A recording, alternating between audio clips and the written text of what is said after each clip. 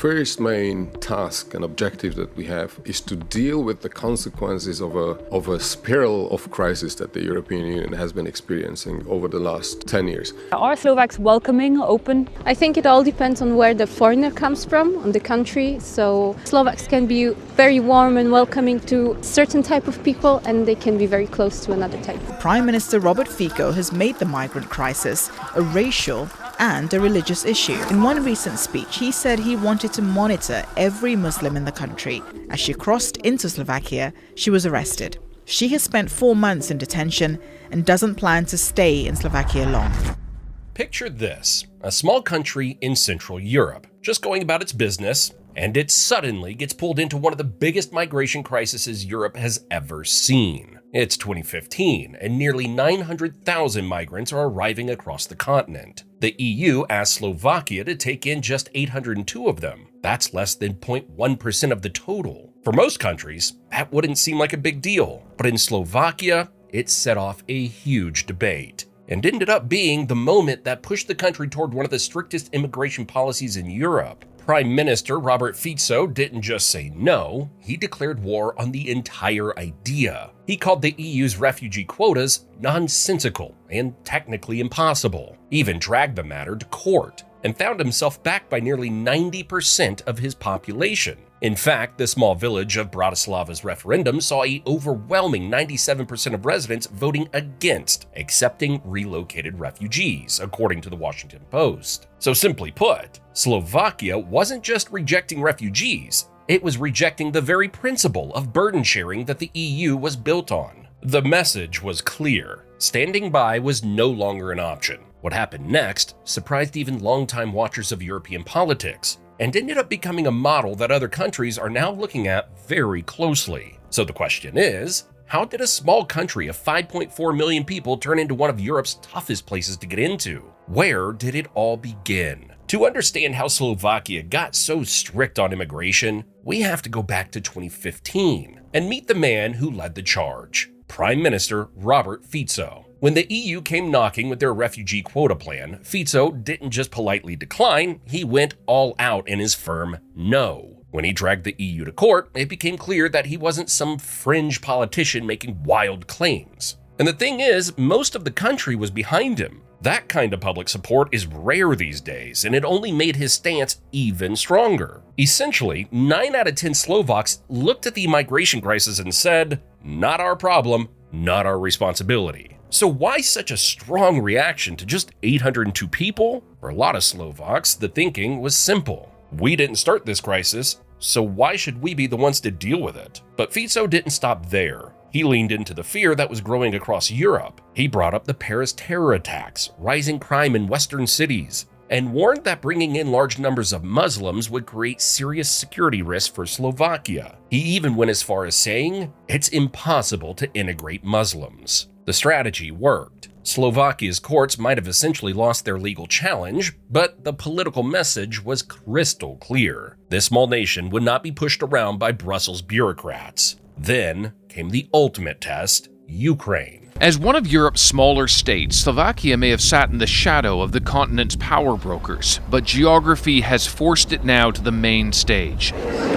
Tens of thousands have escaped Ukraine's horrors to Slovakia. In February 2022, as Russian tanks rolled across the border, everything changed overnight. Slovakia suddenly found itself hosting the largest refugee crisis since World War II. Over 1 million people crossed their eastern border in 2022 alone, though most were just passing through to reach family in Western Europe. Still, by the end of the year, Slovakia was housing around 100,000 Ukrainians under the EU's temporary protection plan. But here's where it gets interesting. The same country that had fought tooth and nail against accepting 802 Middle Eastern refugees was now welcoming 100,000 Ukrainians with open arms. The double standard didn't go unnoticed, but Slovakia had an answer ready. These refugees were different, they said. They were Christian Europeans escaping a war next door. But the Ukraine crisis didn't just expose how selective Slovakia's response was. It also kept immigration in the spotlight and gave the government even more reason to focus on strict border control. Yet, just as Slovakia was getting used to managing its Ukrainian guests, a new crisis emerged from the south. By 2023, Slovakia's border towns were facing a crisis like never before. At night, groups of Afghan and Syrian men were quietly crossing in from Hungary, trying to make their way to Germany. In just 9 months, Slovakia had caught over 27,000 illegal migrants, 9 times more than the year before. What used to feel like a distant EU debate suddenly became very real. Village mayors were calling the police about strangers camping in the woods. For Slovakia's leaders, this was the tipping point. After years of tension, from the 2015 refugee fight to the war in Ukraine and rising pressure along the Balkan route, Slovakia decided it couldn't just wait and watch anymore. It was time to act. And the decisions they made next would not only change their borders, but shake up how they worked with the rest of Europe. So, what measures did Slovakia put in place? Well, many. It's safe to say that when Slovakia decided to act, they weren't playing any games. They responded by building a multi-layered defense system so tough it would make even the strictest governments take notice. Slovakia's first move was audacious, effectively telling the entire European Union to buzz off. When the EU passed its mandatory refugee quota system in 2015, Slovakia didn't just vote against it, they sued the entire bloc at the European Court of Justice. Prime Minister Fico's argument was brutally simple. Brussels had no right to force Slovakia to take in people who don't want to be here anyway. The court sided with the EU in 2017, but Slovakia had already made their point. Of the 802 refugees they were supposed to accept, they took in exactly 16. To many, this felt like the ultimate middle finger to European solidarity. While the EU was still reacting to Slovakia's legal challenge, Fico made headlines again, this time with a move that sparked major backlash. In 2015, Slovak officials said they would only accept Christian refugees from Syria. Their reason? Cultural compatibility. One Interior Ministry spokesman even said bluntly, "We don't have mosques in Slovakia." Then added, "We only want to choose the Christians." The EU pushed back hard, warning that selecting refugees based on religion wasn't allowed. But Fico didn't back down. His message was basically, "Oh yeah? Watch us." And for the few migrants bold enough to actually apply for asylum in Slovakia, the odds were even worse than winning the lottery. In 2017, Slovakia registered just 160 asylum applications, the lowest in the entire EU, and granted asylum to maybe a handful. Then in 2018, out of 178 asylum applications, exactly 5 people received protection. Applicants were kept in detention centers. Most claims were rejected on technicalities, and appeal rights were minimal. Yet again, a clear message was sent. Don't even bother trying. When Slovakia took border control into its own hands, they treated it like a military mission. In 2015, they even sent 50 police officers to help Hungary build razor wire fences along the Serbian border. The government made it clear it supported tough borders. But at the same time, it looked the other way as a group called the Slovak Reserves popped up. This self-declared paramilitary group, often linked to far-right views, claimed they were protecting the country, specifically from refugees who they openly called a threat. The 20-year-old and his troops say they're ready to fend off what they view as foreign threats to Slovakia.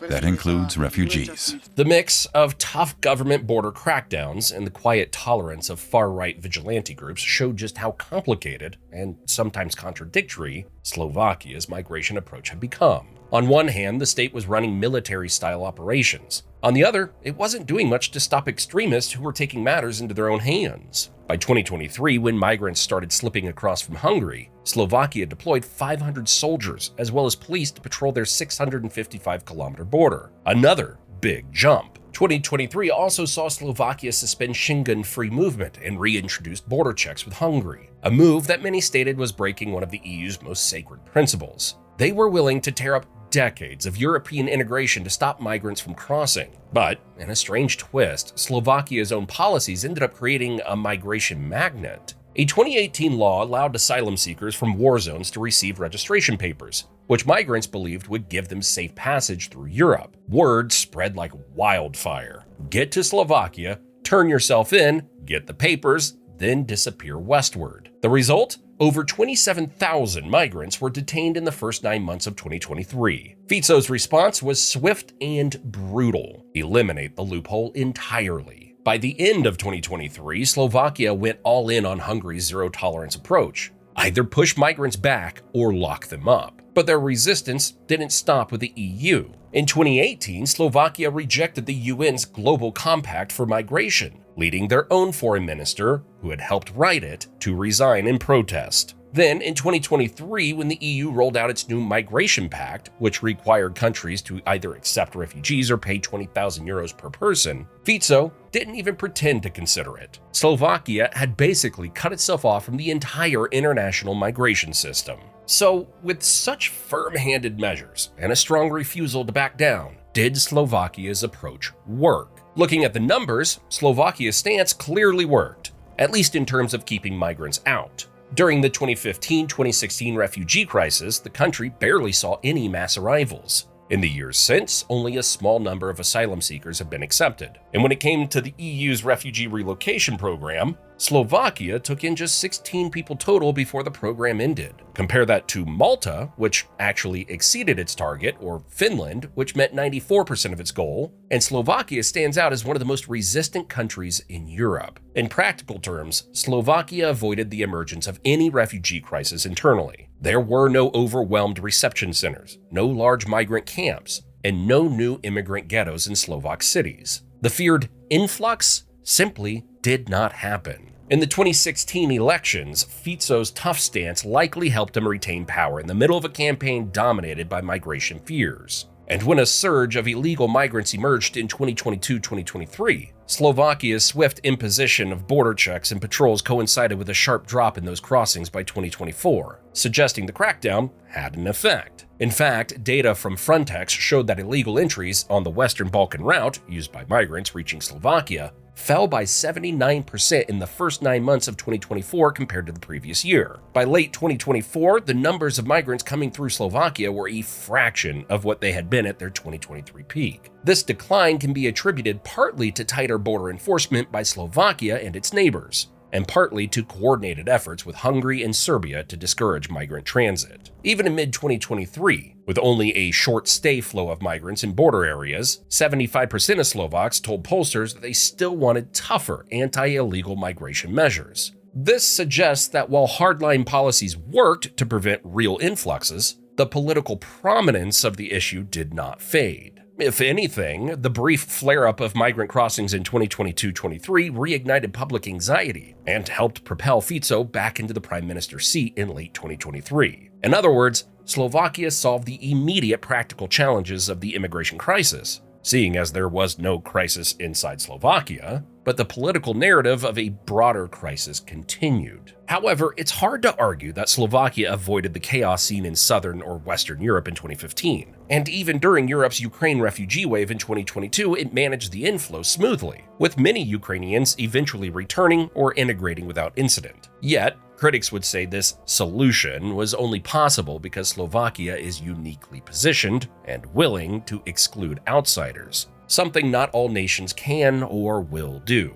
But here's the most noteworthy part of Slovakia's immigration story. The entire crisis was built on a phantom. In 2015, Slovakia granted asylum to exactly 14 people. During that same year, Muslims made up just 0.2% of the population. As President Andrej Kiska brusquely put it, "We have no migrants. Slovakia is not being touched by this issue. We have our own problems, and we should focus on them." Yet somehow, a country with virtually no immigrants became consumed by immigration panic. The fear was as real as it was irrational. Towns held protests against refugee arrivals that would never happen. And as we mentioned with Bratislava, where 97% of voters rejected a proposal to temporarily house 500 asylum seekers, a facility that was ultimately never built. Media coverage of terrorist attacks and refugee camps in Western Europe convinced Slovaks that even a handful of migrants could destroy their way of life. Fico turned this phantom threat into political gold.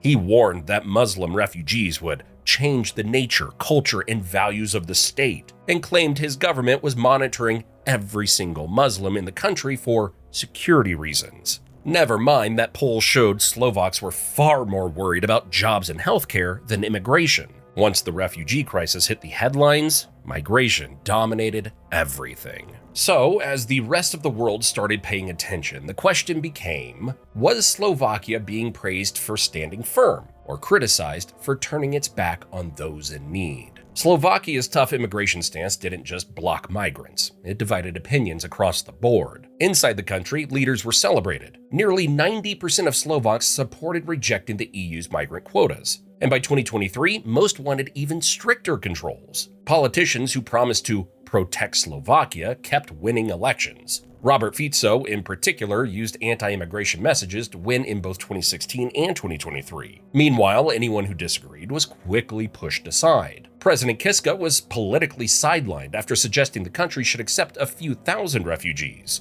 Foreign Minister Lajčák resigned in protest over Slovakia rejecting the UN migration deal, and barely anyone blinked. The message was loud and clear. Take a hard line on immigration or risk your career. But as we mentioned, there was plenty of backlash. Western European officials slammed Slovakia for lacking solidarity during the refugee crisis. The European Commission took Slovakia to court, and in 2017, the European Court of Justice ruled that the country had to accept its share of asylum seekers. But Fico didn't back down. He said Slovakia would respect the court, but also made it clear that their stance has not changed at all. Instead of taking in people, Slovakia offered money and sent border guards to help elsewhere, arguing that most migrants didn't want to stay in Slovakia anyway. In the end, Slovakia joined Hungary, Poland, and the Czech Republic in what became known as Europe's anti-immigration bloc, the Visegrad Group. These were the 4 countries that told Brussels no and stuck with it. As to be expected, the human rights groups unleashed their fury. Amnesty International called Slovakia's Christians-only policy openly Islamophobic. The UNHCR reminded Slovakia that refugee protection must be based on need, not religion. Rights advocates accused Bratislava of turning its back on persecuted people and making asylum practically inaccessible. Slovakia's response? Radio silence, perhaps celebrating their success. For Slovakia, the only real headache came from their neighbors. In 2022, when migrants started transitioning through Slovakia to reach Germany, the Czech Republic and Austria slammed their borders shut against Slovakia. Czech officials complained that Slovakia wasn't stopping the flow, effectively dumping migrants on their doorstep. Slovakia stood up to being treated like a transit country, but quickly learned the lesson: impose your own border checks or watch your neighbors do it for you. So the verdict? Slovakia's immigration solution created a perfect split. National heroes at home, European villains in Brussels, and reluctant role models for a continent slowly adopting their approach. As Slovakia continues rejecting EU migration pacts, it finds itself applauded in Budapest and condemned in Brussels. Such is the price of solving immigration the Slovak way. You either love them or hate them, but you can't ignore the results. But there is one other question lingering in the air. Can other countries follow Slovakia's model? And how many will try? Whether Slovakia's hardline immigration strategy is realistic for other countries depends on several unique factors that shaped its success. In many ways, Slovakia's situation allowed it to take an uncompromising stance with relatively low cost to itself, conditions that do not apply everywhere. Slovakia's geography made its border defense feasible. It has no Mediterranean coast or major refugee landing sites, and its only non-EU neighbor is Ukraine to the east, from where large migrant flows from the Middle East and Africa are uncommon. In 2015, the main Balkan migrant trail went through Hungary and Austria. Slovakia lay slightly north of the busiest route, sparing it from the initial flood. A country like Italy or Greece, by contrast, directly receives tens of thousands of maritime arrivals. They cannot simply wish the problem away or close a single land border to stop it. Slovakia's physically smaller size and population of 5.4 million also means even a few hundred refugees would be noticeable.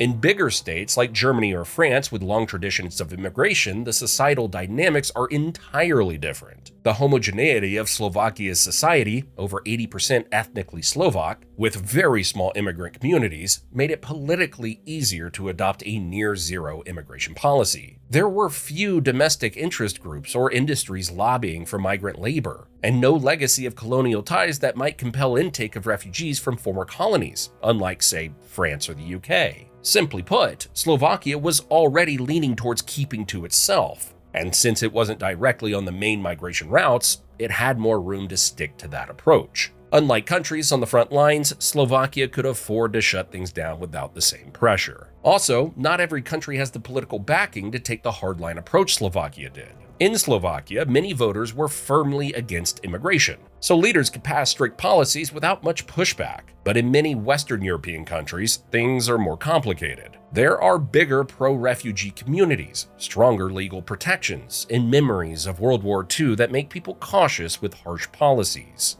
If a country like Sweden tried to shut the door on asylum seekers or only accept Christians, it would face major protests and likely end up in court. Slovakia dances dangerously close to international law's red lines: religious screening, indefinite detention, deploying tactics that would trigger political rashness in more liberal democracies. But Slovakia wasn't operating in isolation. The Visegrad Group became Slovakia's backup. Hungary, Poland, and Czechia were all saying the same thing to Brussels: no. With these allies by its side, Slovakia wasn't just a small country pushing back. It was part of a united front. Standing alone, a country would face massive pressure from the EU. But with the group behind it, that resistance started to look more legitimate. Slovakia benefited from the perfect mix: strong support at home and powerful friends in the region. Most countries don't get that kind of alignment when they decide to go head-to-head with the EU. However, there's also the matter of the consequences of burden shifting to think about here. Slovakia's immigration strategy operates on a fundamental contradiction.